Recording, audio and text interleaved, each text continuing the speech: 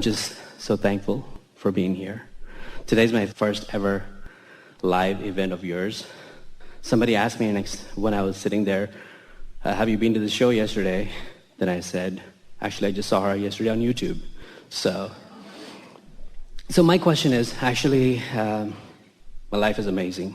So I've been focusing on so many other things like, healing and all that stuff. Everything happens naturally.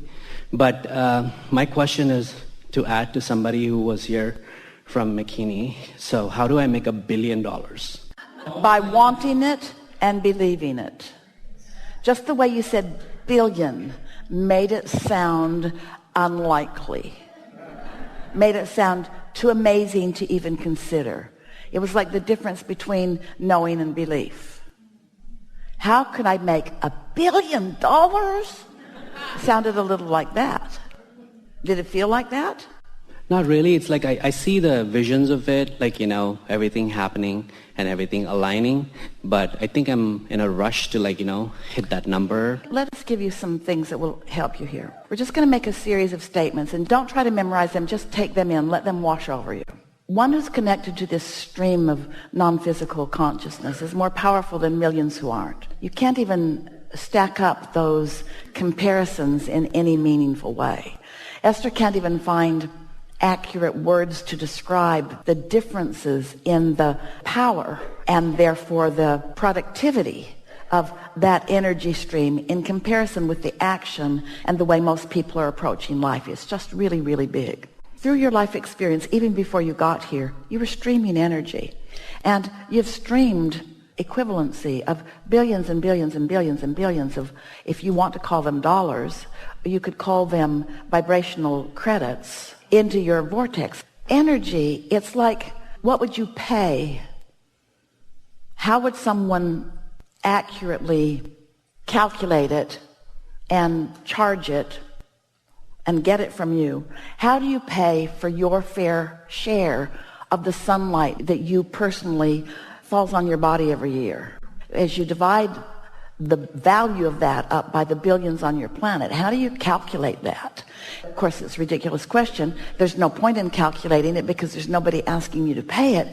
But still, it is an energy that comes to you that is separate and apart from money, that is of enormous value to you. We're just trying to get your thoughts to loosen up just a little bit, to begin to explore vibration and feel about it like you do about money, resources, resource money, resource clarity, resource energy, resource. So now we want to throw a couple of statements in. It's as easy to create a castle as a button because the process is the same. Want it and don't doubt it. Well, the button, obvious. Want a button, don't want your pants to fall down. No point in doubting it. There's buttons everywhere. Seems like a silly question. Castle button. Castles might seem more like the $1 billion thing, harder to find and harder to acquire, but they are not. The point that we want to express in a way that you can take it in is that if this time and space has the wherewithal to inspire within you a desire, then it's in the vortex and it's a done deal. Therefore, this time and space has the inspired impulses and wherewithal to deliver the goods. The key is to not demand it to be given to you instantaneously, although it could. But the key is to allow yourself to let it come, here are the key words, in perfect accordance with your ability to allow it in. So it isn't the bigness or the smallness of the request. It's the openness or closedness of your willingness to allow it or expect it. So how do you expect big things? Well, by expecting smaller things and acknowledging them. But the thing is, about all the things that you consider small or that you take for granted, like the sunlight, you don't have any natural resistance to them. And so as they come easily, and therefore you don't know you're doing it. Because you associate, we're not just saying you, we're saying most humans associate receiving with struggle. And it's the opposite. The struggle makes it harder and slows it down. It's the absence of the struggle that lets it in.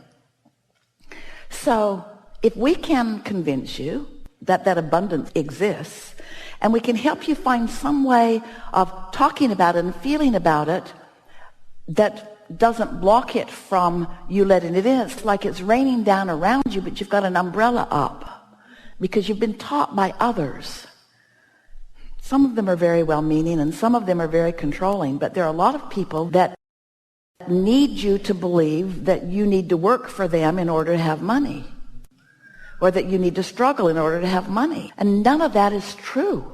You just have to want it and believe it. That's all. Want it and believe it. That's all. Wayne Dyer wrote a book, When You Believe It, You'll See It. And of course he was playing with the idea that people say, well, I'll believe that when I see it. And he says, you'll see it when you believe it. Well, I'll believe it when I see it. Well, you got to believe it before you see it. With your physical senses, you can see and hear and smell and taste and touch, but that's after it's manifested. That doesn't do you any good. That's after it's manifested. You got to feel it in the vortex. You got to know the difference between happiness and sadness and love and hate. You got to pay attention to the way your thoughts feel, and you got to practice being in the receiving mode, the receiving mode, the receiving mode. And when you're in the receiving mode, we promise you everything that's in your vortex, and there's a whole lot there because you've been putting it there for a long, long time. When you're in the receiving mode, what's in your vortex flows into your experience, and it's so delicious to watch the cleverness of the universe's ability to inspire you to the thoughts and the actions and the impulses that help you to enjoy it as it is unfolding.